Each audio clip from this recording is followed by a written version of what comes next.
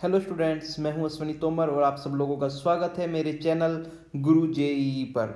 आज हम लोग सेट्स के लेक्चर 2 में डिफरेंट टाइप ऑफ सेट्स के बारे में पढ़ेंगे। तो चलिए स्टार्ट करते हैं। डिफरेंट टाइप ऑफ सेट्स में सबसे पहले आता है हमारा फाइनाइट एंड इनफाइनाइट सेट्स। हम अच्छे से जानते हैं कि फाइनाइट का मीनिंग क्या है एंड इनफाइनाइट का मीनिंग क्या है। फाइनाइट का मीनिंग होता है जहाँ पे चीज़ों को आप काउंट कर सकते हैं, और इनफाइनाइट का मतलब होता है जहाँ पे आप चीज़ों को काउंट नहीं कर सकते।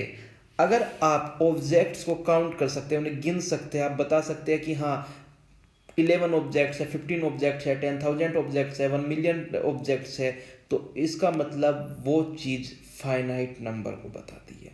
सो डेफिनेशन की बात करते हैं। A set A is finite if it contains only a finite number of elements. We can find the exact number of elements in a set.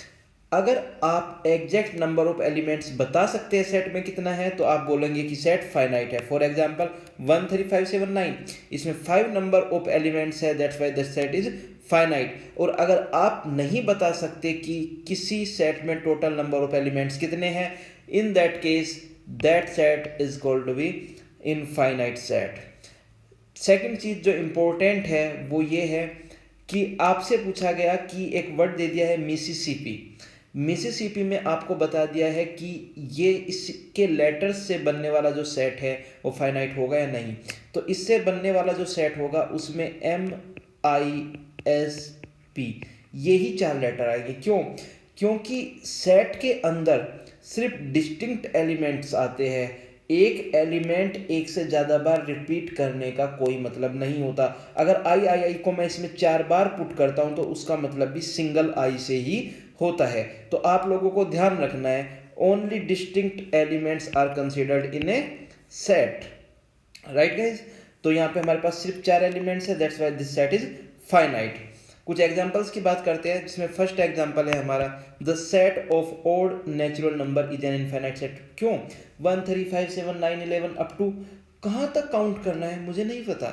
आप जो भी नंबर सोचोगे उससे बड़ा एक नंबर जरूर मिल जाएगा, that's why this set is infinite. We can not count the total number of elements in this set. Second example की बात करें तो सेकंड एग्जांपल में है हमारा the set of all points on a particular straight line. एक straight line पे total number of infinite points lie करते हैं। और जब हम कह ही रहे हैं कि एक स्ट्रेट लाइन पे इनफाइनाइट पॉइंट्स लाई करते हैं, इसका मतलब आप उन पॉइंट्स को काउंट नहीं कर सकते। दैट्स वाई उन पॉइंट से बनने वाला जो सेट है वो एक इनफाइनाइट सेट है। थर्ड एग्जांपल है हमारा set of natural numbers 1 2 3 5 4 5 6 7 8 9 10 up to infinite. इस सेट को हम बोलते हैं सेट ऑफ नेचुरल नंबर्स। और अगर मैं इसमें जीरो भी इंक्लूड कर देता हूँ, 0 1 2 3 4 5 6 7 अप टू इन्फिनिटी, इस सेट को बोलते हैं सेट ऑफ वोल नंबर्स। क्या बोलते हैं इसे? Set of whole numbers. Next set आता है हमारा set of integers. Set of integers में माइनस इन्फिनिटी से लेके प्लस इन्फिनिटी तक जितने भी इंटीजर्स होते हैं सब काउंट होते हैं। जैसे -2 -1 0 1 2 3 4 5 -3 -4 -5 सारे के सारे इंटीजर्स को हम इसमें काउंट करते हैं। और ऑब्वियस सी बात है आप इसका टोटल नंबर ऑफ एलिमेंट्स तो काउंट कर नहीं सकते, that's why this set is also infinite set. Set of rational numbers. Rational number क्या होता है?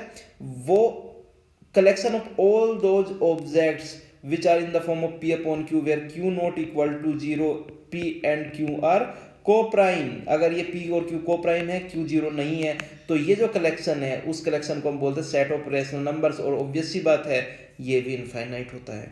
नेक्स्ट है set of all real numbers. Set of all real numbers, इसको अगर मैं सेट बिल्डर फॉर्म में लिखूँ तो मैं इसको ऐसे लिख सकता हूँ x such that x is a rational and an irrational number। Next होता है सेट ऑफ कॉम्प्लेक्स नंबर। वो सारे के सारे नंबर्स जो x प्लस आई वाई की फॉर्म में होते हैं उन सब नंबर्स को बोलते हैं हम कॉम्प्लेक्स नंबर। और इनके जो कलेक्शन होता है उस कलेक्शन को बोलते हैं हम सेट ऑफ कॉम्प्लेक्स नंबर। यहाँ पे x और y दोनों हमारे जो होते हैं वो रियल नंबर्स होते हैं। नेक्स्ट इंपॉर्टेंट जो सेट है हमारा वो होता है नल सेट। नल सेट में क्या है? नल का मतलब क्या होता है? 0। जिस सेट में कोई भी एलिमेंट ना हो उस सेट को हम क्या बोलेंगे? Null set.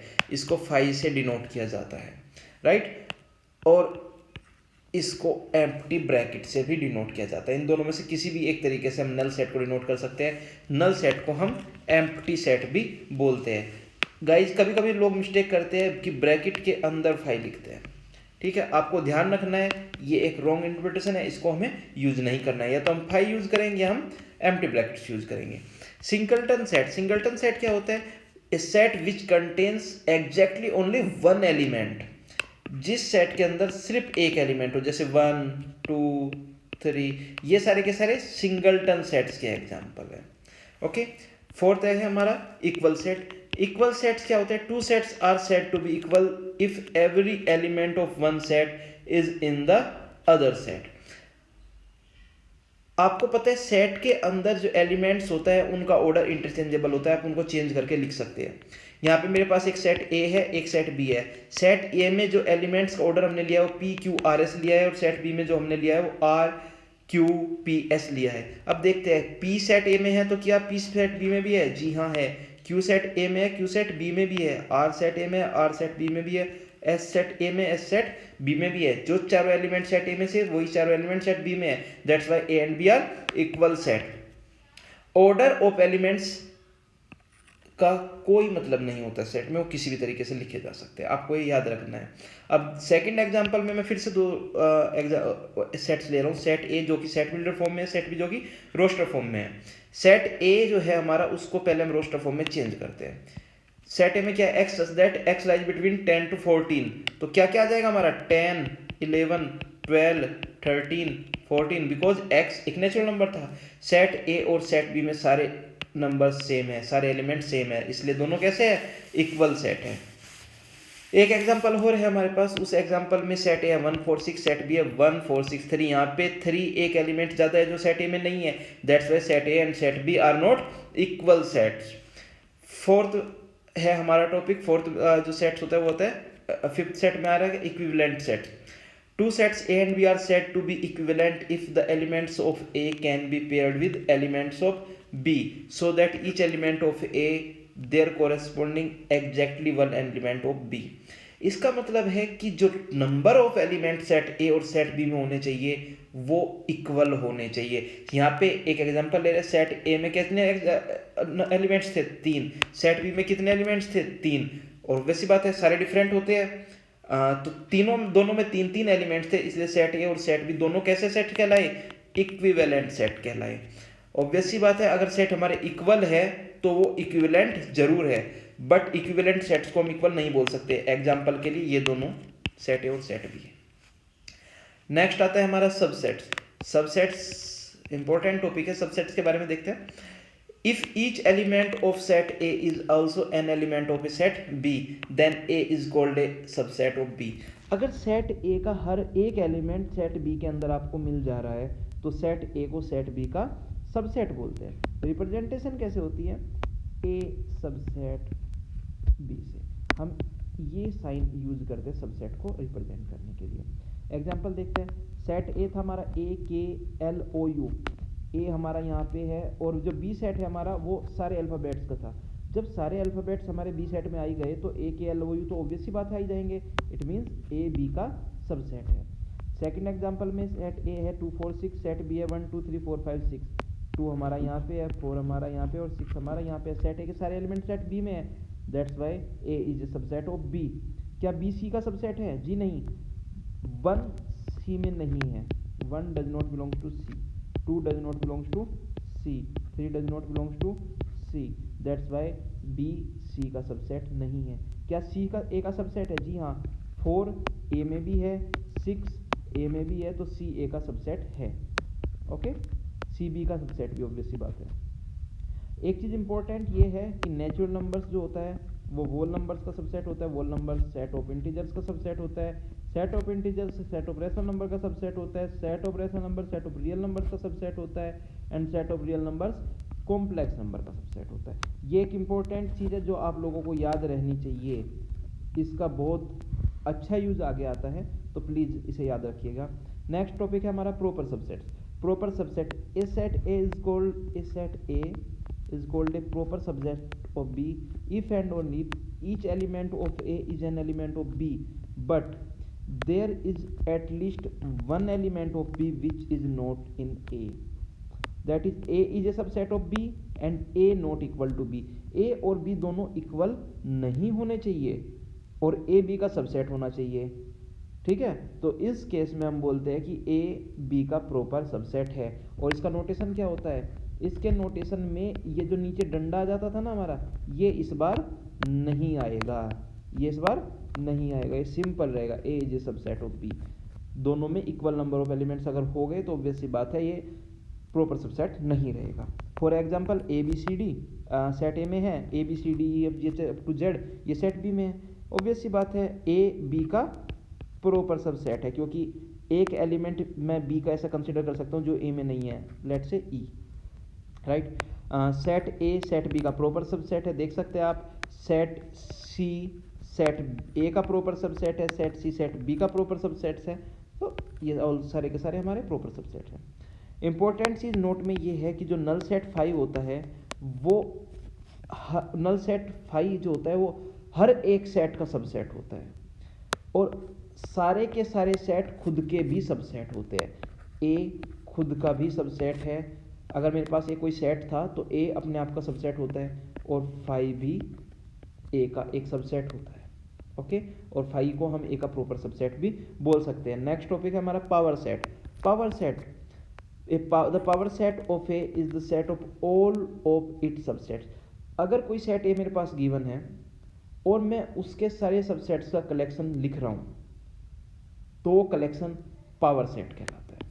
इसको डिनोट किया जाता है पी ब्रैकेट में ए से।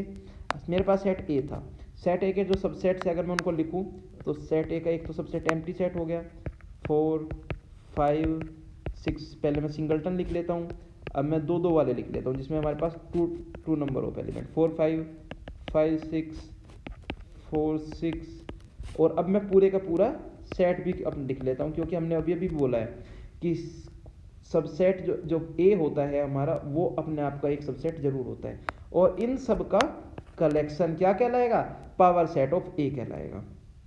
नल set phi and set A always elements of P A, ये नोट है, इंपॉर्टेंट है, ये हमेशा आपको याद रखना चाहिए कि फाई एंड पूरे का पूरा सेट ये दोनों पावर सेट ऑफ ए के एलिमेंट्स होते हैं। नेक्स्ट चीज थ्योरम है हमारी, if a finite set A has an element the power set of A has 2 to the power n elements. देखते हैं इसका जो प्रूफ होता है वो परम्यूटेशन एंड कॉम्बिनेशन का यूज करके होता है। तो सबसे पहले सिंपल चीज देखते हैं, number of sets having exactly no element. मेरे पास n एलिमेंट्स थे और उनमें से मुझे एक भी सेलेक्ट नहीं करना है तो कितने तरीके से कर सकता हूँ, NC0 की वैल्यू होती है 1। मुझे सिंगलटन सारे सबसेट चाहिए तो सिंगलटन सबसेट इसका मतलब n एलिमेंट्स में से मुझे एक एलिमेंट चुनना है और एक चुनने के कितने तरीके होंगे, NC1 that is equal to n।